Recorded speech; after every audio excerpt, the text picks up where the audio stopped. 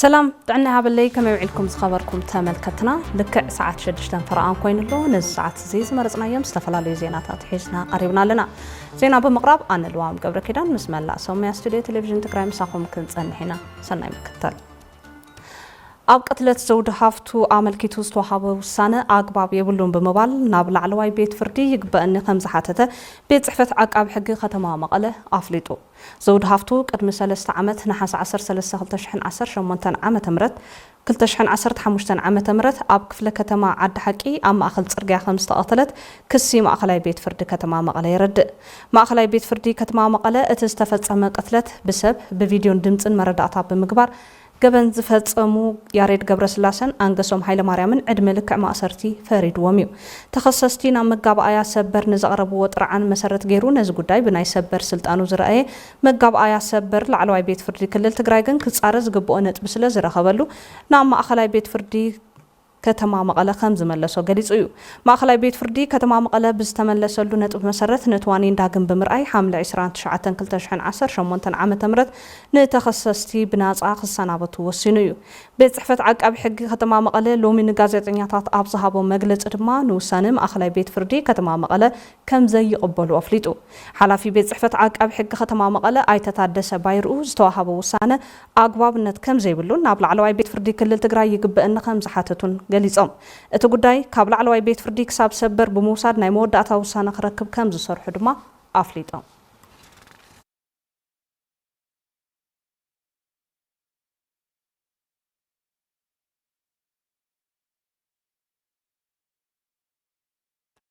زتجمر ركب حزبي زنصلالو حبراو حدغا خنمبده ربحو عزوز سلازخونه تطنخيرو خيد يسرح كم زلو ممحدار زوبا مبراق تግራይ أفليتو زاغيد اب ركب حزبي استسرح سرح زحاشه لوطي يمص خم زلون تغليصو فساصين قبر ابسكي كم صعب قارولناي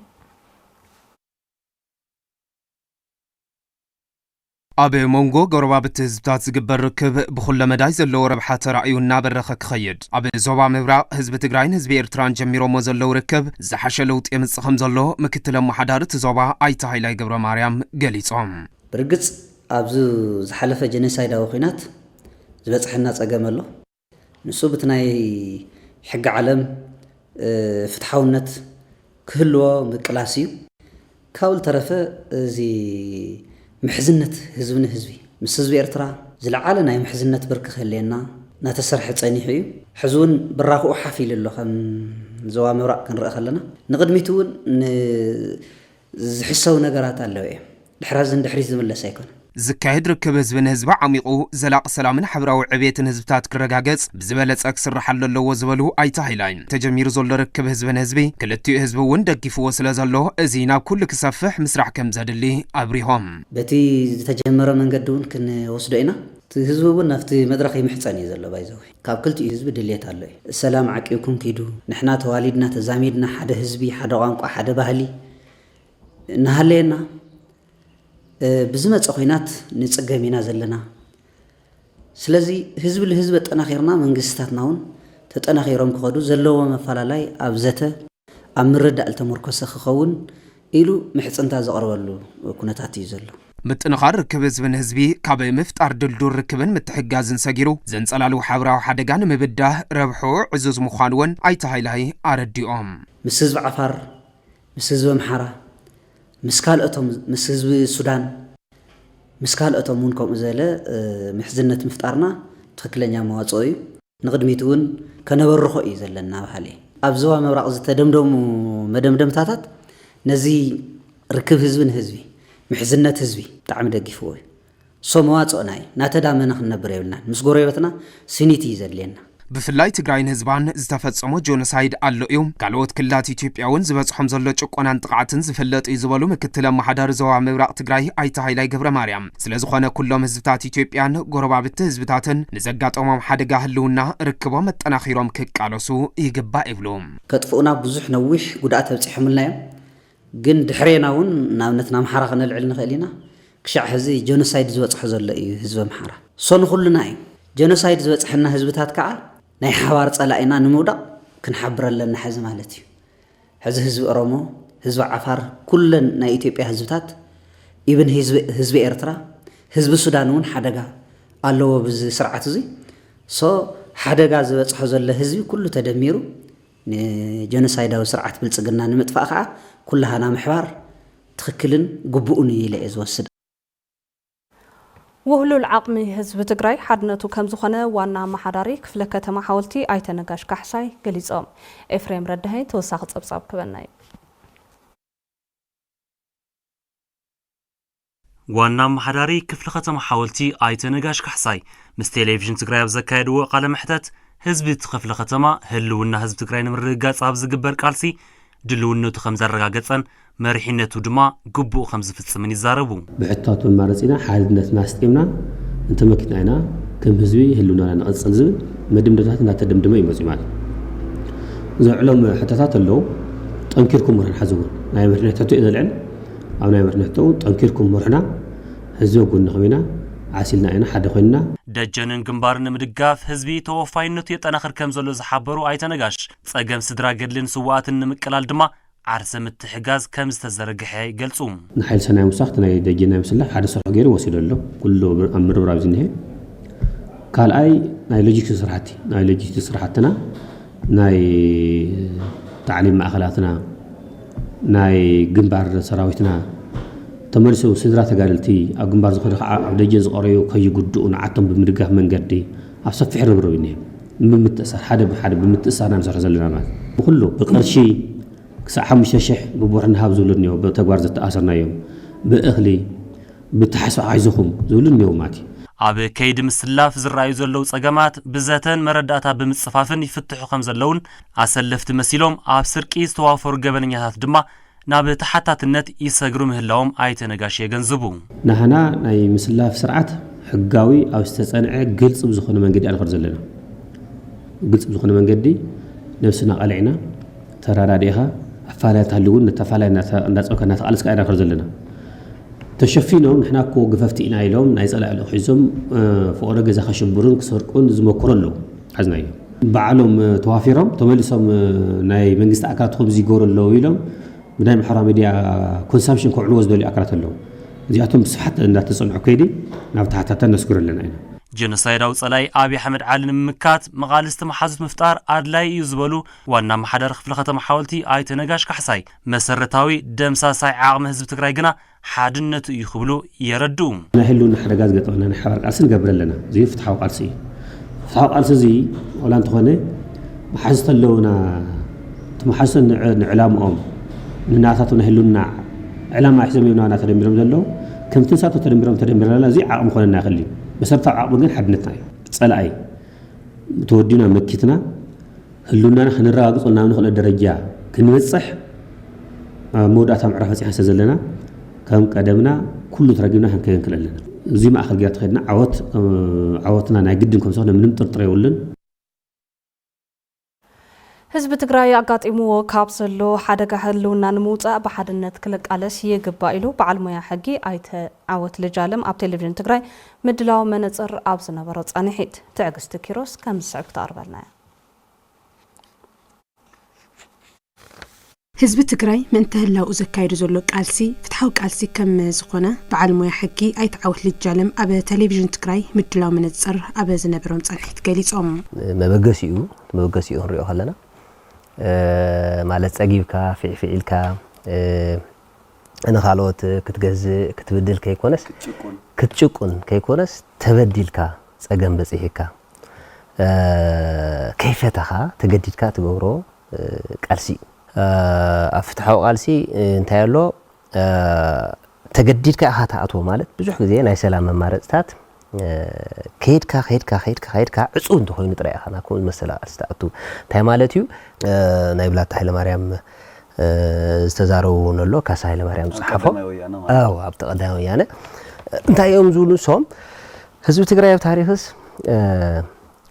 ንኻልኦት ክገዝእ ክብድል ክጭቁን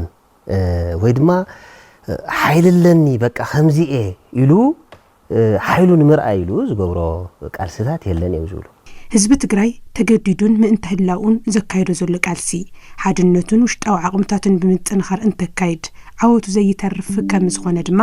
ኣይተዓወት ኣረጋጊጾም ህዝቢ ትግራይ ብቐዱ ኣብ ባዕሉ እዩ ክተኣማመን ዘለዎ ኣብ ባዕሉ ክተኣማመን ኣለዎ ማለት ናይ ዲፕሎማሲ ጉዳይ ሸለል ክብሎ ኣለዎ ማለት ኣይኮነን ናይ ዲፕሎማሲ ጉዳይውን ጎናጎኒ እናረድአ ስፔሻሊ ብደገ ዘለው ዲያስፖራ ሓዋትና ትንሕና ዝበፅሐና ዘሎ በደል ሎምስ ደኺሙና ይክንደሻብ ክንዛረብ ይኮነን ኩሉ ዘሎ ክሳብ ተጸገም ዘይተፈተሐ ክቕጽል እዩ ዘሎ ማለት እዩ እቲ ዋና መፍትሒ ዝኸውን ግን ተጋሩ ኣብ ናይ ባዕልና ዓቕምታት ማለት እዩ እቶም ናይ ባዕልና ዓቕምታት ወዲብና ጥንክር እንተዳኢልና ንኹሉ ማለት እዩ ዋላ ኩናት ምትራፍ እውን እኮ ክትጥንክር ኣለካ بسم حرا مريت تقراوي عرسن خطافة أبا زكاير زلو فرين زتسلفو تقارو بيراوي كلاو منقس تقراي زغربو تساوعيت قبول بمقبار نتي عدل بمتقامن نعدوم خاطون نبرنا ورم قدسولني قباد مايبل اتبع المويا حدنا أو نتعاطق حاونا ندحر حالي كحتتلو نمنتاي حتي أزلوه هاي تعلمي نمن يقتل قتيل انت يخركب انت يخعوت بزيلو كاسب كخل له مالتي ناي شوا ناي قله مسارحي كخون اي جبان كبرو ناي ركون فورزات ماتر مالتي من هالواش بيستفعل مخنيات تدفافي اختايكو لي خليو صقم يولون ግን ተዛውዒት ቀሪውሎ ንሱ ምጥቃም መንግስት ትግራይውን እዚ አጽቢቁ ጽቡቅ ዝሆነ አገባብ አተጋብሩ ጽቡቅ ዝሆነ አገባብ ክትግብሮ ኣለዎ ኩላህናውን ኩሉ ህዝቡን ንከሙ ዝመሰሉን ዝመጹ ሰባት ተቀቢልና ሓብሒብና ናብ ስድሮኦም ናብ ሕብረተሰቦም ናብ ስራሖም ዝምለሱ ለአገባብ ንሕናውን ሓፋሹን ህዝቡን ተሓዋራይ ኮይኑ ከፈጽሞ مناصي تግራይ ሓድነቶም ብምጥንኻር ድሕነት ህዝቢ ትግራይ ከረጋግጹ ከም ዝግባእ ቢሮ ጉዳይ መንአሰይ ትግራይ ገሊጹ እዚ ዝተገለጸ ዓለም ለኸ መዓልቲ መንአሰይ ምኽንያት ብምግባር ካብ ኩለን ክፍላተ ከተማ መቐለ ዝተወጻጹ መንአሰይ መድረኽ ዘተ ኣብ ዘሳልጥሉ እዋን እዩ ገብረ እግዚአብሔር ገዳሞ ተወሳኺ ፀብፃብ ክበና እዩ ዝተወደበ ናይ መንአሲ ዓቕሚ ንምርጋጽ ሓበራዊ ባህግታትናን ንምውሓስ ላለውነትናን ብዝብል መሪ ሓሳብ ዓለም ለኸ መዓልቲ መንአሰይ ምኽንያት ብምግባር ካብ ኩለን ክፍላተ ከተማ መቐለ ዝተዋጻጹ መንአሰይ መድረኽ ዘተ ዘሳልጡ ኮይኖም ሓላፊ ቢሮ ጉዳይ መንአሰይ ትግራይ ኣይተ ኪዳነ ኣመነም መንአሰይ እቲ በዓል እንትነኽብር ሉዓላውነት ትግራይ ኣብ ምርጋጽ ዝተሰርሑ ታሪካዊ ጅግንነት ወለዶታት ክዕቀም ሕዚ ንትግራይ ገጢምዋ ዘሎ ጸገም ንምእላይ ድማ ብጽንዓት ክቃለስ ከም ዝግባእ ገሊጾም ንኽትህሉ بقدامنت حدنت كحلو سلام كات عقب بهراو حدنت كحليها سراوي تግራይ كيغدل ناملاها اب زمني عدي تقرسن ايت شرمه من يلكا بلعول تግራዋይ ወነ ቆሪጽካ ክትልዓል እንተለኻዩ بخلاي درجه ورقاو تاريخ كعقب من سي تግራይ تقالصلو فتحام ምክንያት ለካ تمال درزن هاجرات تسلفن كسنتا خمسين تاريخ آياتك بزدم عقيبك ورقاو تاريخ سرحة عالم كابزلو من أزي زي قرطم نخت أمنو زسدمم فنك علي من سي ولدم خانكا بدم كراجيس كايخا سلازي تاريخ كابزبلس دقمو صنعات ملاليخا كبرو من سينا تمالي خلومي سالا بصنعات استقالسكا حيل ميزان قرن أفريقيا الزابع خاية تركب ኣብቲ መድረኽ ኣብ ጉዳይ መንአሰይ ዓለም ለኸ ተመክሮ መበገስ ሓሳብ ዝቐረበ ኮይኑ ኣብ ዙርያት ጽሑፍ ድማ ተሳተፍቲ መንአሰይ ሓሳቦም ሂቦምሎም እቶም መንአሰይ ከም ዝገለጽዎ መንአሰይ ትግራይ ሓድነቶም ብምጥንኻር ህላውን ድሕነትን ህዝቢ ትግራይ ንምውሓስ እጃሞም ከብርኩት ከም ዝግባእ እውን ኣርድዮም ኦርዲ መንእሰይ ኣብዚ ሰዓት ክጎረም ዝግባኦ ህዝባይ ዘወይ ዓድኻ የትም ኣይትኸዲ ዓድና ክነድሕን ግዴታ እዩ መንግስቲ እውን ግን ክጎረም ዝግባኦ ነገራት ኣሎ መንእሰይ ሓቐፋይ ኣብ ምግባር ይጎድል ብጣዕሚ ማለት ቢያንስ እዚ ግን ተመንእሰይና ተረዲዎ ክሰርሕ ልግባኦ ነገር እኳ ተዝሊ ዓዱ ክከላኸል ኣለዎ ፅር ሓደ ብስል ዓድና መቸስ ትግራይ ተዘይሃልያ ኣነ ክህሊ ይኽእል ሓደ እውን ክህሊ ይኽእል ጸላትና ካን ፈልጦም ኢና ክበርግ ኣብዚ ሰዓት ታይ ገውርለው እስካ ብድሮን ኮይዱዱና ኣለዎ ትምህርት ተፍለለ ተስገለዲ ኻሊድ እዩ ብዝተፈላለዩ መገድታት ዝገብሮም ዘሎ መጥቃዕታት ኦሬዲ መንእሰይ ትግራይ እውን ኣብ ዓዱ ምክልኻል ኣሎ እዩ የለን ኣይኮነን ግን ትዝኸር ዘሎ ትዝፈልስ ዘሎ ባዕልኻ ኣብ ሓርገጽ ምእታው ግን ጽቡቕ እያ ይብለን ትመንእሰይና ኣብ ዓዱ ከንምዕንዮ ያው ዓድኻ ተቃሊስኻ ያው ትሽተን ምንጻይን በይ ስደትስ መፍትሒ ይኾነ ይደሕስ ሓደ መንእሰይ ማለት ናዛ ዓዲ ዓንዲ ስለለኾነ ኣብ ዓዲ ኾኑ ዓቕሙ ቃለስኒ ያው ቅድሚ ከዘውን መንእሰይ ባዕሉ እንዲሁ ማንም ከይበሎ እንዲሁ ደፊኡ ኣትነሩ ሜቢና حساب فلالي كل سلال خال سو حدا طرنيفها همت مجمرة جميرو نيرت لجمرة أبوتو كلصح يوفي خينو عد كمدس نيو عموداتاتهم مناسي بسنك حتر الدم نموت زكال عوغنات نمدحان وفري دم لقسا أساليتام ኣብ ክረምታዊ መደባት ኣብ ምፍጣር ሓምለዋይን ጽሩይ ከባቢ ትኩረት ሂብካ ይስራሕ ከም ዘሎ ቢሮ ጉዳይ መናእሰይ ትግራይ ኣፍሊጡ መናእሰይ ከተማ መቐለ ኣብ ማእኸል ሓወልቲ ሰማዕታት ወፍሪ ጽሬትን ክንክን ተኽልታትን ኣካይዶም ገብረመድህን ተወልደመድህን ዝርዝር ሒዝልና ኣሎ بأتحبارነት ቢሮ መናእሰይ ትግራይ ዓለም ለኸ መዓልቲ መናእሰይ ምኽንያት ብምግባር መናእሰይ ክፍላተ ከተማ መቐለ በቡዳብኦም ኣብ ማእኸል ሓወልቲ ሰማዕታት ወፍሪ ጽሬትን ክንክን ተኽልታትን ኣካይዶም ሓላፊ ቢሮ መናእሰይ ትግራይ ኣይተ ኪዳነ ኣመነ ኣብ ክረምታዊ መደባት ዝዓመት መናእሰይ ኣብ ምፍጣር ሓምለዋይን ጽሩይን ከባቢ ትኹረት ሂብካ ይስራሕ ከም ዘሎ ይገልጹ ምኽስኳስን ናይ ጽሬት ወፍርን ኩሉ ግዜ በብክረምቱ استفلالي ناي فلس متكال ناي دم لقاس ناي تمرتي ناي توتوريال نزدخمو ناي محقات سرحتي سرحيو زيك عالم عنتي عالم لخ ناي من اسي معلت سلو زخونه بو مخنيات بمقار بكتما مقله اب حاولت سماعات ترخيبنا ناي صريت ناي كسكاس ناي تخللنا كايدلنا تجميري وفري ناي حملواي لمعت ቢሮ ጉዳይ መናእሰይውን ናተሓወረ ናመርሕ ይርከብ ጎና ጎን ዘለናዮ እዋን መኸታ ሳዕቤን ኢሊኖን ለውጥ ኩነታት ኣየርን ንምክልኻል ዝተጀመሩ ስራሕቲ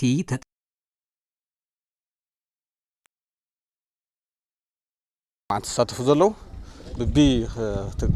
ብቦረዳ ብዙዋ ዘለውን ኣብ ምንቅስቃስ እዮም ዝርከቡ ዘይቲ ሓምለዋይ ልምዓት ተፈጥሮ ናይ ምሕዋይ ናይ ኣየር ፀባይ ናይ ምልዋጥ ናው ንውር ናይ ምምላስ ስራሕቲ እዮም ዝስርሑ ዘለው ሕዘለና እዋን ናይ መኸተዋላ እንትኾነ ናመከትና ክነልምዒቱ ኣይንሞክርን ስራሕትናስ ክንሰርሕ ኢና እግረ መንገደይ ንመላእ መናእሰይ ናይ ትግራይ መናእሰይ ኣግራብ ክተኽሉ ሓምለዋይ ልምዓት ክሳተፉ ንኣረጋውያን ክሕግዙ ንስድራ ስዋኣት ክድግፉ ዝተፈላለዩ ናይ ልምዓት ስራሕቲ ክሰርሑ ብይሕደር ዝኾነ ስራሕ እንተይቐመጡ ክዓሙ بحد إيدهم نامكتو بحد إيدهم نالمعو صرحو صعويتي كقرب يدلي أفتي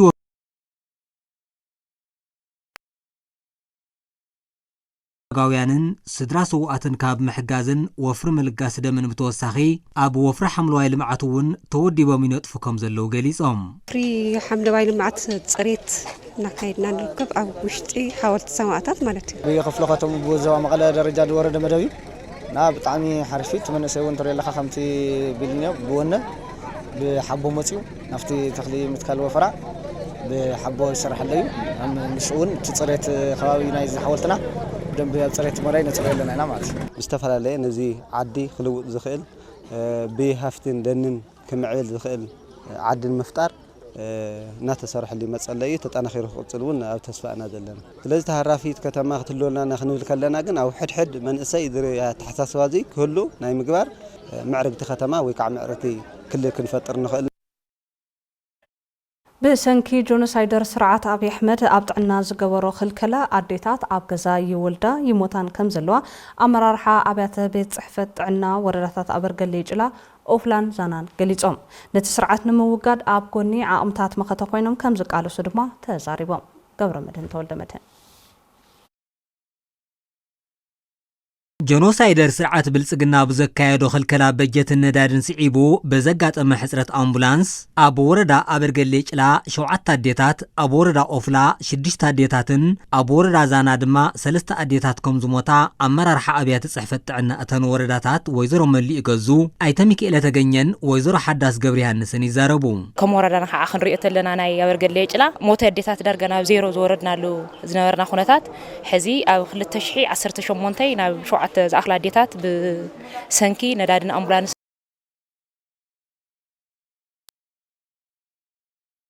بسنكي ندادن أمبولانسن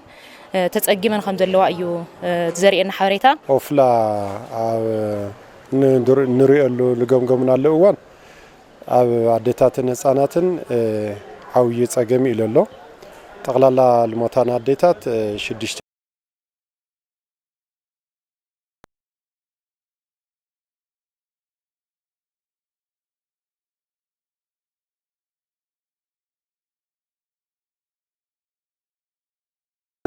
شمونت طبيعتات اللوقا كاب مازيا 2018 جميرة قلقالة أمبلانس بهال تطويو إلو زلو موتدتات كم وردانا هبطنا طبيعتين سأن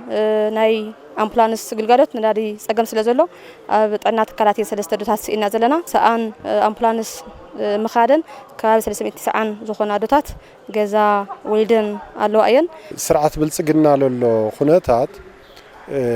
باجت لعاسيو نداد عاسيو شقات عاسيو هم للي يفلت عدتات نصاناتن نمجمره تتقعت مخانن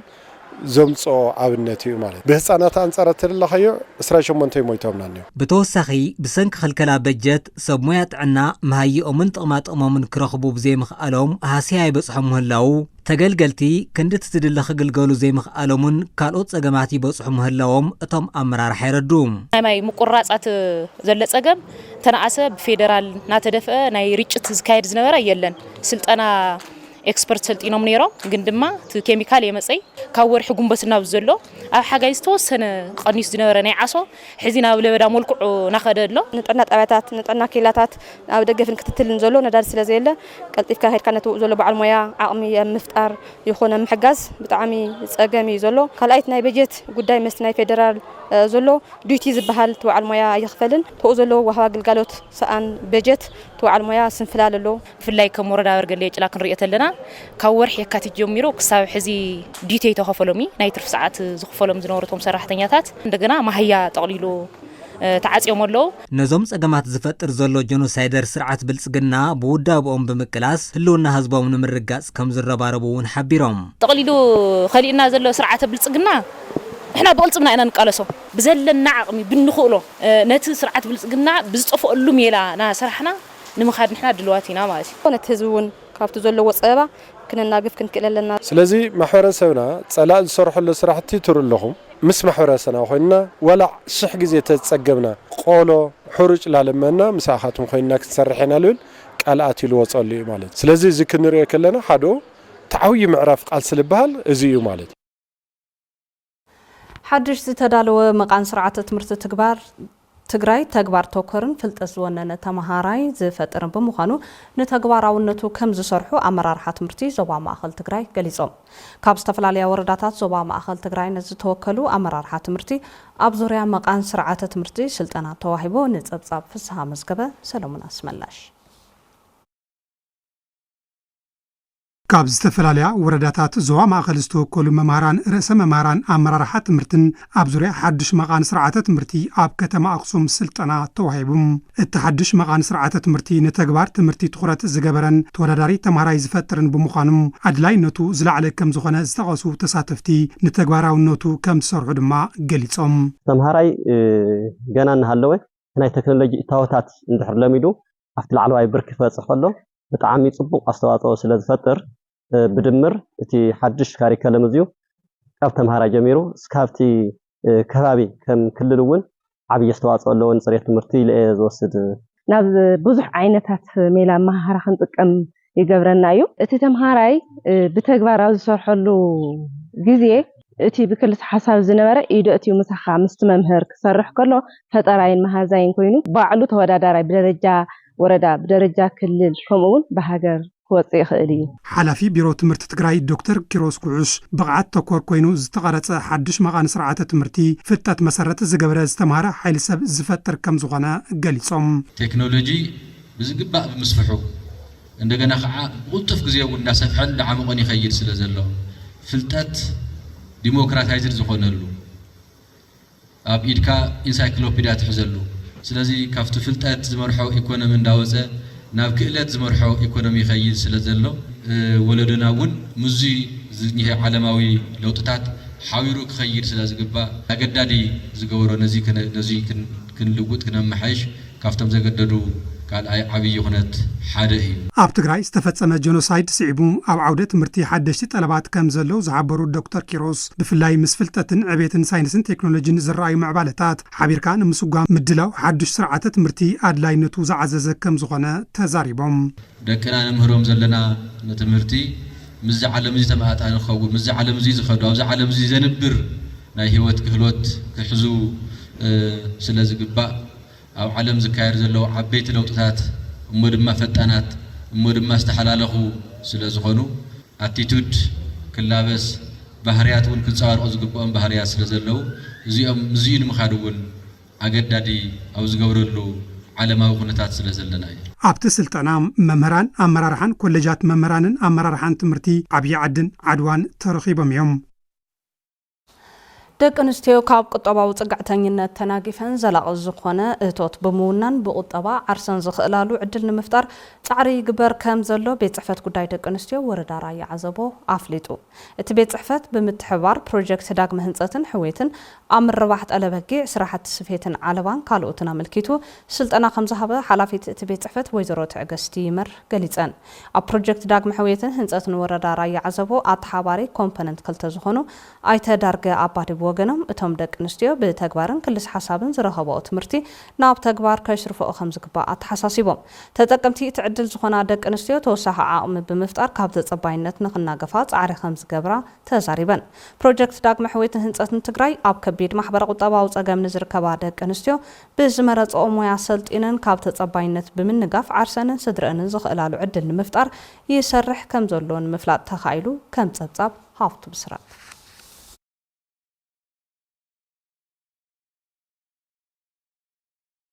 الساعات زمرتنا يوم زيناتات ونزازمنا سنة معلتي